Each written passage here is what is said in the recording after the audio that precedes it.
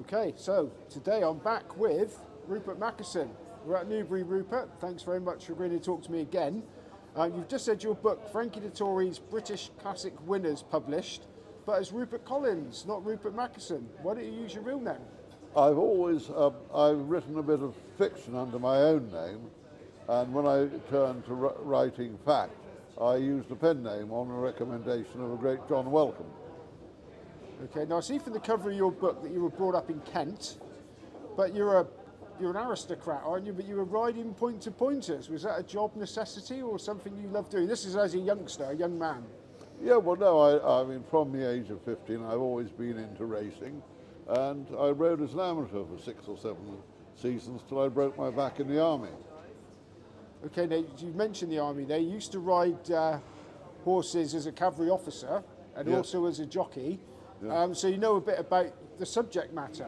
Well, I hope so. I mean, I spent the first 8 years of myself basically as a professional horseman.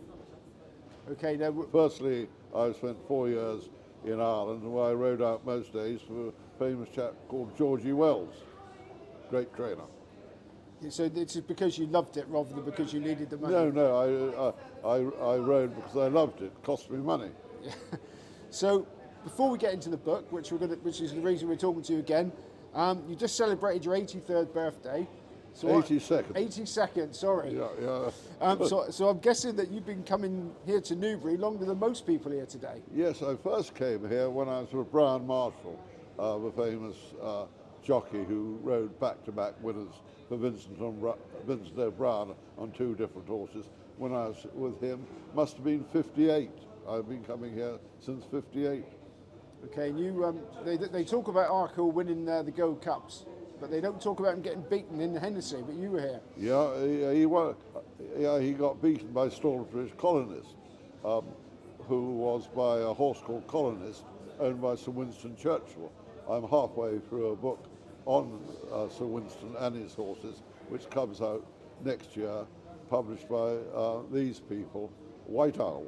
I've got a few questions about Winston Churchill in a bit, but we'll get to the... Did you ever actually ride under rules here? No, I never had. Fences are a bit too big for me here. I was more like riding at Folkestone and Wye. Fences are a little bit softer. Now, somebody told me that, well, you told me, that your parents didn't let you ride in public until you were 18. Why was that? Well, they just said, no, you can't ride in public, and that was it. My father just said, no. You're at school, you will not ride in public, and that was that. So I didn't ride till I was 18 in public. As some people might know, you were quite a rebellious adult, so you just took that, did you, when you were a child? You just said, okay, Dad, and left it at that? Well, there's nothing I could do, you know. I hadn't got a horse of my own, and he told people I used to ride work for, he's not to ride in public, and that was the end of the matter. Don't forget, this is not in the 50s. And you weren't even, you couldn't vote, or you were a minor till you're 21, not 18. Okay. Different world. Now, as a jockey, you rode on the flat, winners, continental Europe? Yes, that was great fun. I rode 3 winners out in Belgium and Germany. So was that obviously as an amateur jockey? Yes, in amateur races, yeah. And did you ride out in amateur races over here? Yes, I rode in amateur, but not on the flat, over hurdles and over fences, yes.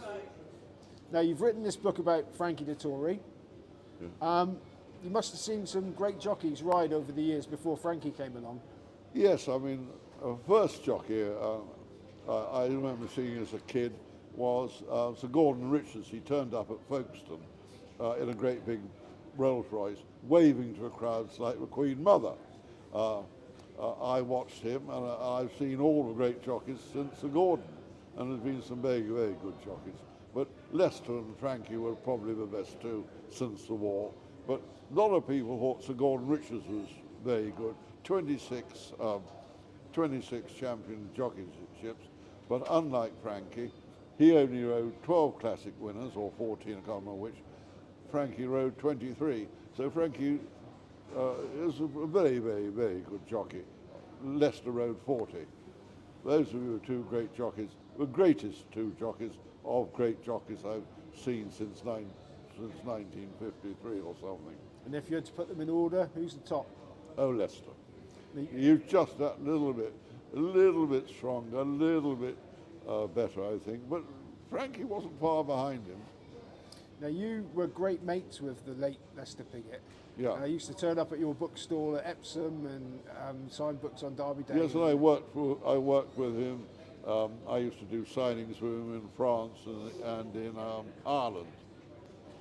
Now, everybody, if you read, there's so many stories about Lester Piggott, a lot of them about his being frugal, that sort of thing, but you've got one about cuddling up in the back of Brian Marshall's sports car. Oh, yeah. Oh, yes, that was funny. When I was a kid, I was 16 at Lambourne of Brian Marshall, and he was very, very good to me, Brian. And he and Mrs. Marshall had a sports car, and they used to take me racing. And behind the sports car was a place which was meant for a couple of not very big suitcases, but I was transported, and I expect other people, transported in this space meant for suitcases. Anyway, one day we were off to Windsor, and with Brian, he was, if he said he was going to leave at 12 o'clock, the wheels probably went at 11:59. So we were going to Windsor, and Brian was giving Lester a lift. So Lester turns up late, 5 minutes late, by which time smoke was starting to come out of Brian's ears. And Lester turns up, and Brian says in a loud voice, "You're late, Lester, get in there," pointing to the back of a sports car where I was already. And Lester said, "Not much room in there." And Brian by now was, a bit warmed up, and said in a loud voice, "Get in there, Lester, and put your feet round Rupert's ears like a pair of puppies." Anyway, that's how I met Lester, squashed in the back of Brian Marshall's sports car. And quite often, when I used to bump into Lester in later years, he used to say, "We aren't puppies anymore, are we?" Now, Lester would have already ridden a Derby winner at this He'd point. already ridden a Derby winner. A chalk jockey wouldn't get in the back like Lester did. I should think Lester called Brian Sir or Governor, but he was a tough chap, Marshall. Now, when you were a young child, you'd been taken to the races from quite an early age. Yes. I hear you didn't have enough money to pull up the sixpence for Prince Monolulu's tips. What was all that about? Oh, it was the day I described seeing Sir Gordon arrive in his roller, waving to a crowd like he was the Queen Mother. And also waiting there was Prince Monolulu. Probably, I've never seen him before, so this was something, out of the other world. And he said to me, "Sixpence for a tip." I hid behind Mother.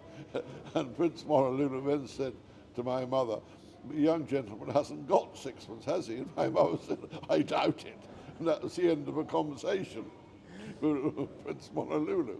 That's a bit, Prince Monolulu would be in trouble these days trying to sell tips to a child, wouldn't he? Talking about being a child, Yeah. you had some quite lofty ambitions as a youngster when you were asked what you wanted to be when you grew up. Oh, that was funny, yes. My father stood as an MP in 1945 towards the end of the war, and for Folkestone, which was his hometown. And I remember I think my parents stayed with other relations. I and Nanny stayed in a hotel by the Lees, which is a grass area. And I obviously heard as a child nothing but Winston Churchill. I mean, he could have been an engine driver, Winston Churchill. I didn't know what it was, who he was. So some very nice man came up to Nanny and me and said, "Young man, what are you going to do when you grow up?" And expecting me to say, "I'm going to be an airline pilot or I'm going to be a train driver," to which I replied, "I'm going to be Winston Churchill." Did you ever have any political ambitions take after your father? No, certainly not. Three things I knew at time I was 10. I didn't like smoking. Father smoked insistently. I wasn't going into a Royal Scots Greys because Father did nothing but talk about Royal Scots Greys, and I certainly wasn't going into politics. I made my mind up about 3 things by the time I was 10.